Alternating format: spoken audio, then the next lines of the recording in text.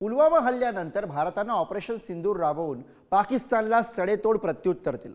यात भारताच्या air defence सिस्टीमनं पाकची 6 विमानं पाडली असा खुलासा पहिल्यांदाच वायुदल प्रमुख ए.पी. सिंग यांनी केलाय.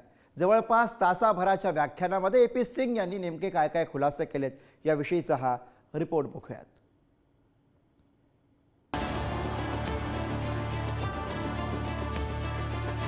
पहलगाममध्ये भारतीय पर्यटकांवर भ्याड आतंकवादी हल्ला झाला होता.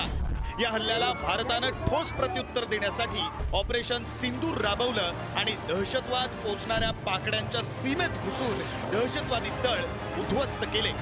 पाकिस्ताननेही भारतावर पलटवार करण्याचा अयशस्वी प्रयत्न केला. मात्र भारताच्या एअर डिफेन्स सिस्टीम समोर पाकच्या शस्त्रांचा काही टिकाव लागला नाही. काही काळानंतर शस्त्रसंधीही झाली. मात्र या सगळ्यात प्रश्न होता तो कोणत्या देशाचं किती नुकसान झालं. भारताचं आम्ही फार मोठं नुकसान केलं असा पोकळ दावा पाकिस्तान सातत्यानं करत राहिला. मात्र प्रथमच भारताचे वायुदल प्रमुख ए.पी. सिंग यांनी आपल्या एअर डिफेन्स सिस्टीमनं पाकिस्तानी वायुदलातील 6 विमानं पाडल्याचा दावा केलाय. Mostly from I'm talking about fighter aircraft are from S-400.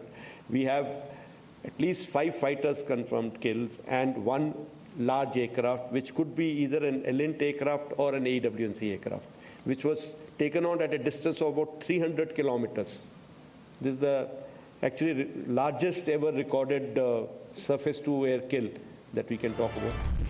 बंगळुरूतील एका व्याख्यानात बोलताना वायुदल प्रमुखांनी ही माहिती दिली आहे. याच व्याख्यानात बोलताना त्यांनी भारताची air defence system S-400 game changer ठरल्याचंही म्हटलंय. याच एअर डिफेन्स सिस्टीममुळे पाकड्यांची विमानं भारतीय सीमांपासून दूर राहिली. S-400 SAM ही हवाई सुरक्षा क्षेपणास्त्र प्रणाली आहे. एअर डिफेन्स सिस्टीम म्हणजे शत्रूच्या हवाई हल्ल्यांपासून संरक्षण देणारी यंत्रणा. शत्रूकडून येणारी विमानं, ड्रोन किंवा क्षेपणास्त्र हवेत दूरवर असतानाच टिपते. हे लांब पल्ल्याचे सरफेस टू एअर प्रकारचं सिस्टीम आहे.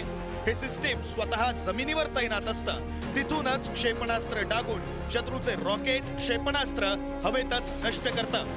S-400 SAM रशियाच्या अल्माज सेंट्रल डिझाईन ब्युरोनं 1980च्या दशकात विकसित केलं. हे 600 किलोमीटर पर्यंतच्या हवाई हल्ल्याचा मागोवा घेऊ शकतं. S-400 4 प्रकारच्या क्षेपणास्त्रांचा वापर करतं जे 400 किलोमीटर पर्यंतच्या अंतरावर लक्ष्याला भेदण्यास सक्षम आहे. हे लढाऊ विमानं बॅलिस्टिक क्षेपणास्त्र आणि ड्रोन सुद्धा रोखू शकतं. जवळपास तासाभराच्या या व्याख्यानात air chief marshal A P. Singh यांनी ऑपरेशन सिंदूर बाबत अतिशय महत्त्वाची माहिती दिली आहे. ऑपरेशन यशस्वी कसं झालं हे त्यांनी 3 मुद्द्यात मांडलं. लक्ष्यांची अचूक निवड.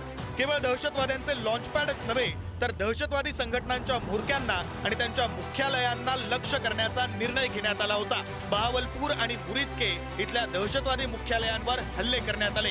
विविध यंत्रणांचा समन्वय.